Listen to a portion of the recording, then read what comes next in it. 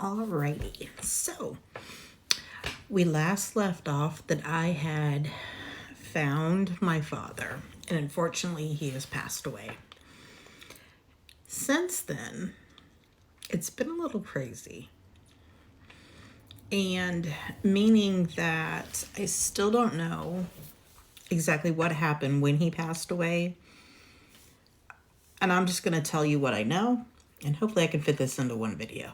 So, apparently, my dad was sick. He had COPD, from what I understand.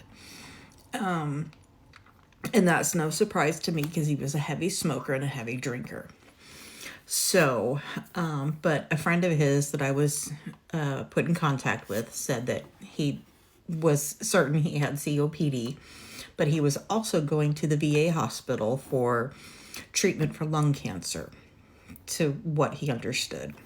Now, this man also said that my father never talked about his late wife, never talked about me or my brother, didn't talk about any family. And he never pushed the issue because he thought something had happened and didn't want to stir up any bad memories. So he didn't, he just didn't push it. And he told me about how one time my father had fallen and he had to help him get up because he wasn't getting around as well. And this was, in the later days. And that's when I discovered that he didn't live in an assisted nursing facility. He lived in Section 8 housing. So he lived by himself. And it was connected to the Salvation Army, so they got a lot of stuff for free.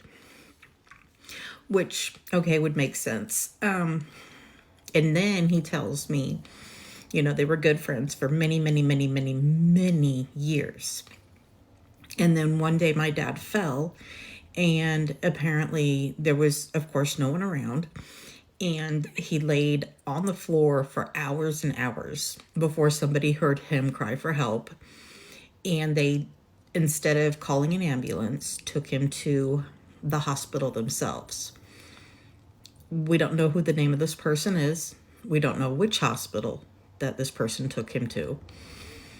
It wasn't until about a month later that word came back to this man that I've been talking to that my father had died.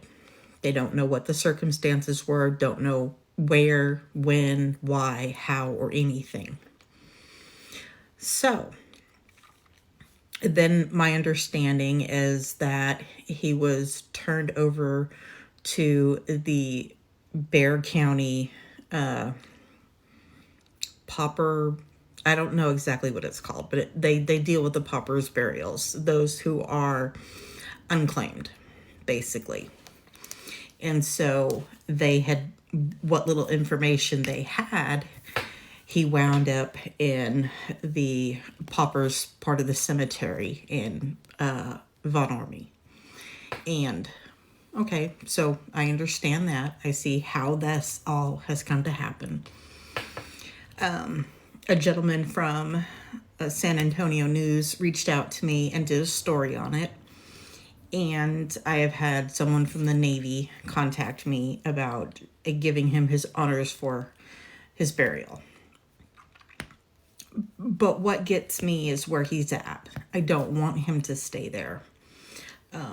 But the cost now falls on me to have him exhumed so that I could have him buried at Fort Sam, because he is qualified to be buried at Fort Sam. So now I have to be able to do all that. I also have to correct his file in vital statistics because it is incorrect, because they didn't list anything on the paperwork because they didn't have any information when he was at the hospital. So it's just a lot of things where a lot of people failed my father. And I don't know if anybody intentionally did anything wrong. I don't think anybody did anything intentionally wrong. But the course of events is just absolutely crazy. Like, if he's going to the hospital already at the VA for cancer treatment, how does another hospital not know? I guess they don't talk to each other. They don't have information. I don't quite understand it, but I do, if that makes any sense. So, yeah, that's where we are now. Now we've gotten some stuff done, but if I want to have my father moved to a proper cemetery, in my words, not saying that the cemetery that he is at is not proper, it's just that he is buried with indignant and unclaimed people. And that's not necessarily a horrible place, but it's just not, my comfort level is not there, if that makes any sense. And I think my father, who has served this country, doesn't deserve that. I think he does deserve his honors. And I think that he should be laid to rest in a military cemetery, because I cannot put him with my mother because she's buried in a Catholic cemetery and my father is not Catholic. So that's a no-no. I mean, my other option is I could take him home to be buried next to his parents, but I don't know if he would really like that. So that's just kind of where we are. I wanted to give you all an update. I'm kind of muddling through what my options are. I don't know what to do at this point. So we're just going to wait and see what happens. And hopefully, I don't know if I'll be able to do anything before summer of 2025, but I'm hoping to get something done sometime around April, May, sometime of next year, because I have an upcoming surgery. So I'm going to be down for like 12 weeks and I can't do anything. So I live far enough away that I can't do any of that. So, and with the holidays coming up, it's, it's going to be a tough thing to do anyway. So anyways, just wanted to update y'all. I hope you have a beautiful day, and make sure that you spend time with family this Thanksgiving. And if you can't, at least make that phone call. Love you.